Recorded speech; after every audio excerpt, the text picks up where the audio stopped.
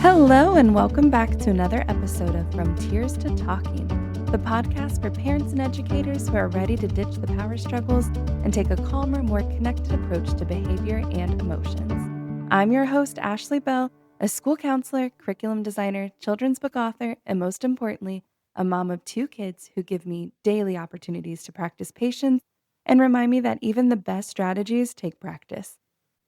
I just want to start by saying thank you for being here today. I know your time is valuable, and I truly appreciate you choosing to spend part of it with me here today.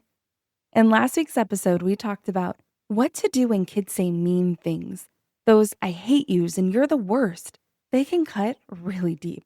We explored what those words really mean and how we can respond calmly without escalating the situation. If you missed it, go back and give episode 3 a listen. It will set the stage beautifully for today's topic. Because today, we're diving into one of the most common and sometimes scariest emotion kids deal with: anger. Have you ever felt like your child goes from totally fine to meltdown mode in about 3 seconds flat?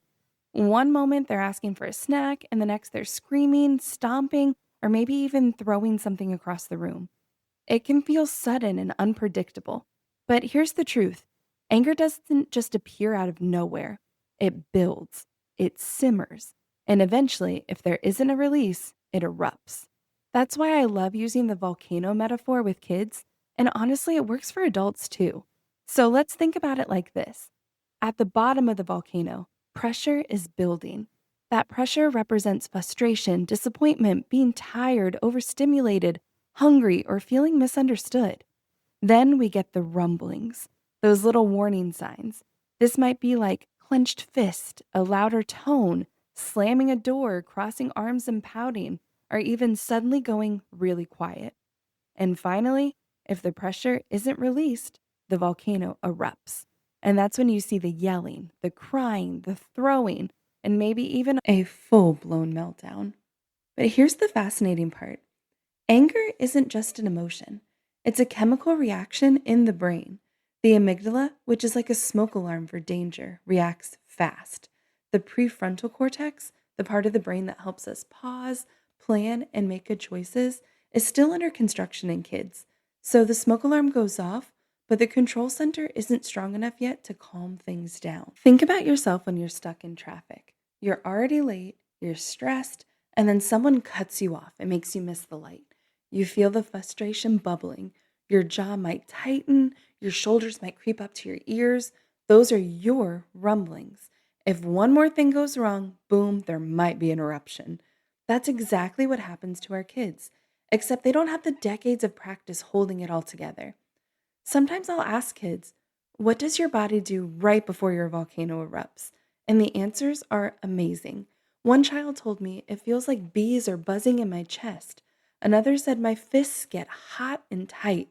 When we teach kids how to use this volcano metaphor, it gives them language and imagery that they can connect to. And here's where the real learning comes in.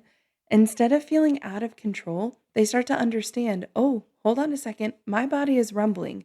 I'm getting close to erupting. I need to do something about that. That is such powerful self-awareness that's going to serve them for the rest of their lives. And by the way, it's great for us as adults too. You can ask yourself, what are my rumblings? Do you get quiet? Do you snap at little things? Share that with your kids. They love hearing that grown-ups have emotional volcanoes too. It makes the work feel less like discipline and more like teamwork. More of a, this happens to everybody, and we're here as a team to get through this together. So, how do we help kids catch themselves before the eruption? The first step is becoming detectives of behavior. Every child has unique signs that their anger is building. Some of the most common ones I see are voices getting louder or sharper, bodies becoming tense, those fists clenched, jaws tight, shoulders stiff. There's facial changes, red cheeks, frown lines, narrowed eyes, restlessness, pacing, tapping, fidgeting, or even the exact opposite: shutting down, refusing to talk, or withdrawing completely. But rumblings aren't just behaviors. Sometimes they're sensory too. Kids might feel hot, sweaty, or shaky. One student told me, it feels like a balloon is blowing up inside of my chest. When they can start to identify those sensations, it gives us a chance to step in sooner. But here's the tricky part. In the heat of the moment, we often don't notice until it's too late. That's why I recommend observing these behaviors outside of meltdowns. Think about the last few times your child got really angry. Replay those moments in your head. Did they have physical cues, emotional cues? Did their voice change? Did they cross their arms or stomp their feet? Think about the warning signs you've noticed in your child when their anger is building. Or even better, ask them. You might be surprised. Kids often have more self-awareness than we realize. The more we recognize those early rumblings, the more chances we have to step in with calming strategies before the explosion. Now, once we notice the rumblings, our job isn't to lecture, shame, or punish. Remember, when a child is close to erupting, their emotional brain is running the show. Their logical brain is basically offline.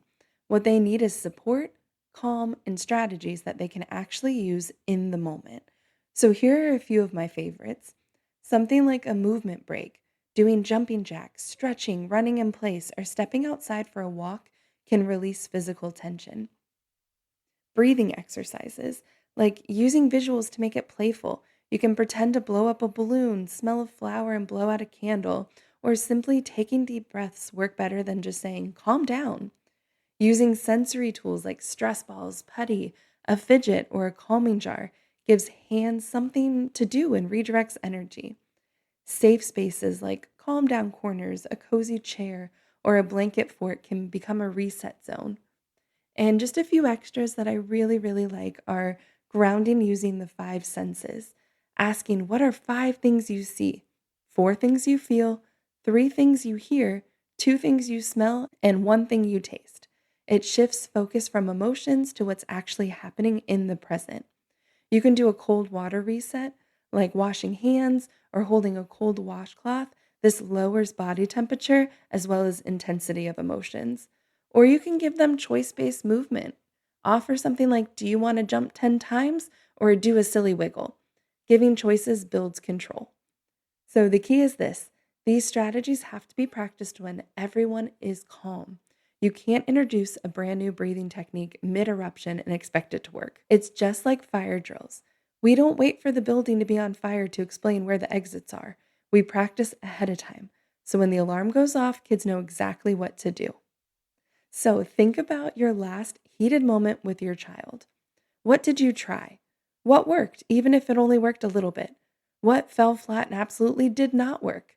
There's no shame here. We are all experimenting and trying to figure it out together. And no two kids are exactly the same. What works for me might not work for you. So the goal is progress, not perfection. We're in this together. We're all just trying to figure it out and doing the best that we can. One of my favorite ways to teach this concept is with a hands-on craftivity that I call the anger volcano. So here's how it works. Kids cut and glue the different pieces of the volcano template.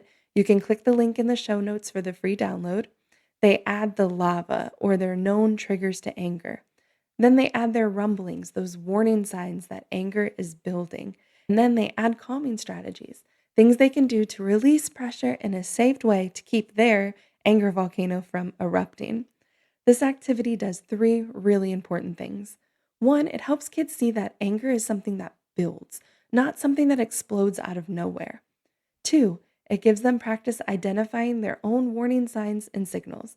And three, it builds a personalized list of strategies they can use before they erupt. If you're stuck on strategies to use with your child, go back to the Calming Strategies poster from episode 3, and there are plenty to choose from and try out. I love using crafts when talking about big topics like emotions with my kids. It truly works so well. When kids are crafting, they're relaxed. Their defenses are down. That's when learning really sticks. I've seen kids say things like, my fists are my rumble signs, or when my cheeks get hot, that's when I grab my stress ball because I know my eruption's coming. That's insight you don't always get in the heat of a meltdown. So if you want to take this a step further, you can try like a family volcano where everyone adds sticky notes to what their rumblings and their strategies that they use when their emotional volcano is going to erupt. Or you can role play erupting volcanoes in a silly way then practice calming strategies to calm that volcano back down. The laughter turns kind of a scary feeling into something more manageable. You can grab a free copy of the Anger Volcano Craftivity in today's show notes. And if you want to go even further, I've put together an anger resources bundle with posters, cards, and more activities to help kids build a whole toolbox for managing anger. You can find that link inside the free download. This week, I want to give you a simple but powerful action step. Be a detective. Watch for 1 or 2 warning signs your child shows when their emotional volcanoes are starting to rumble. Write them down, put them in your notes app, share your observations with your child in a calm moment, and talk it over. The next time you notice that warning sign, gently point it out and encourage your child to use the strategies that you practiced during that talk. And here's a reminder that we all need. This takes time. Just like learning to ride a bike, kids will wobble, fall, and need lots of support. But every time they recognize a rumbling or try a new calming tool, they're building self-awareness and self-regulation. And those are skills that will serve them for a lifetime. Thank you so much for joining me for episode 4 of From Tears to Talking. And don't forget to grab your free Anger Volcano Craftivity in the show notes. Come back next week where we're going to be talking about little lies and big feelings, helping kids to tell the truth. As always, I'm so grateful you're here following me along on this journey. Thank you again. And together, let's turn the tears into talking.